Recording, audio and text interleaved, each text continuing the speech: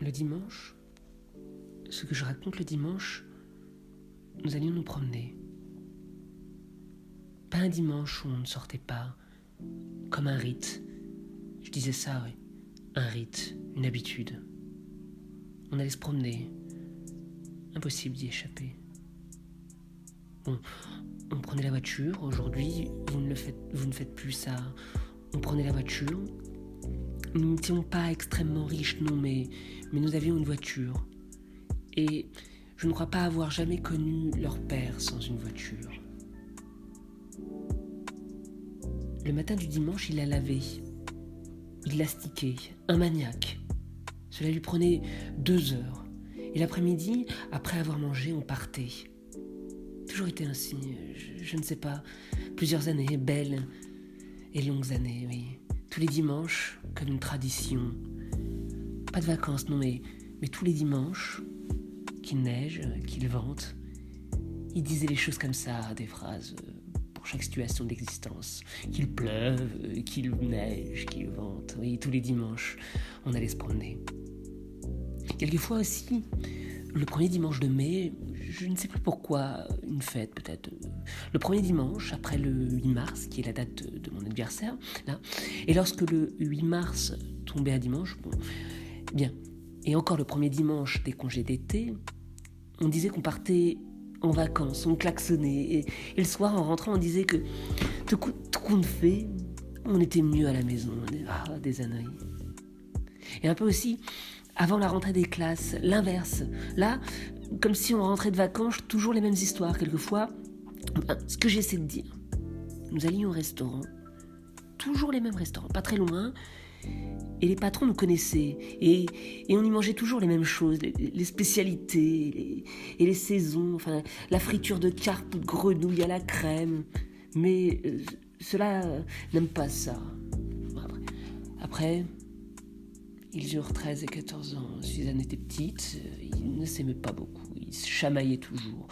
Ça mettait leur père en colère. Ce fut les dernières fois. Et puis, plus rien n'était pareil. Moi, je ne sais pas pourquoi je raconte ça, je me tais. Non mais, des fois encore, des pique-niques, c'est tout. On allait au bord de la rivière, oh là là, c'était l'été. Et on mange sur l'herbe, salade de thon avec du riz, de la mayonnaise, des œufs durs. Enfin, celui-là aime toujours autant les œufs durs. Et bien, ensuite, on dormait un peu, leur père et moi, sur la couverture, grosse couverture verte et rouge. Et eux, ils allaient jouer à se battre. Oh, c'était bien. Après, c'était pas méchant ce que je dis. Après, ces deux-là sont devenus trop grands.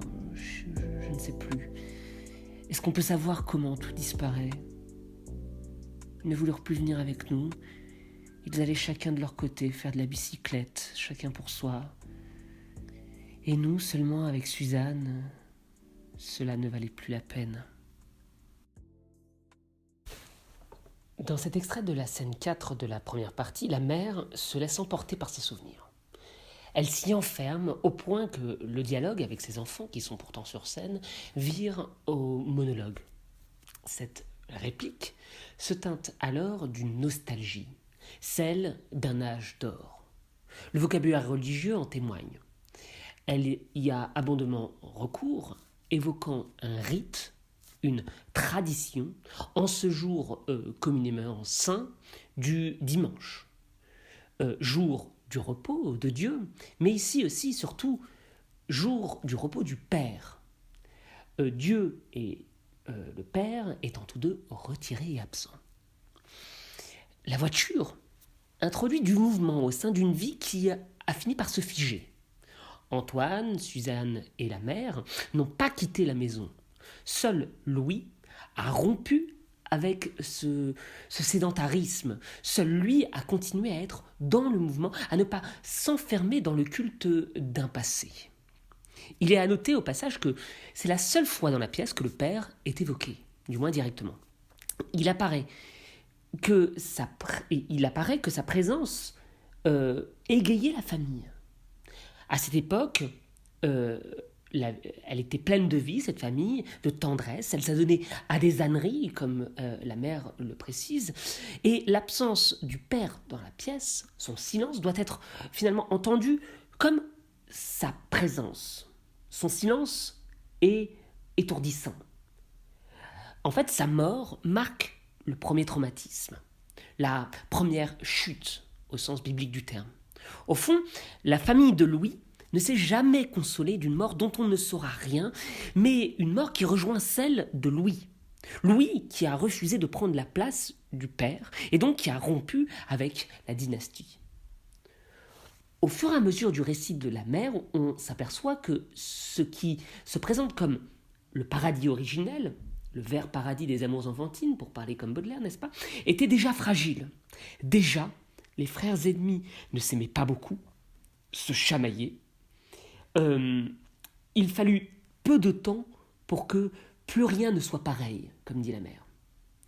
On voit donc à la fin que la mère s'emploie à idéaliser son souvenir, tout lucide qu'elle soit sur aussi la réalité.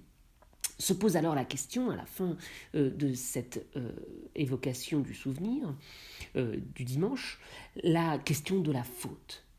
À qui revient-elle ? Est-ce Antoine ? Est-ce Suzanne ? Est-ce Louis qui a imposé ce qu'elle appelle le chacun pour soi ?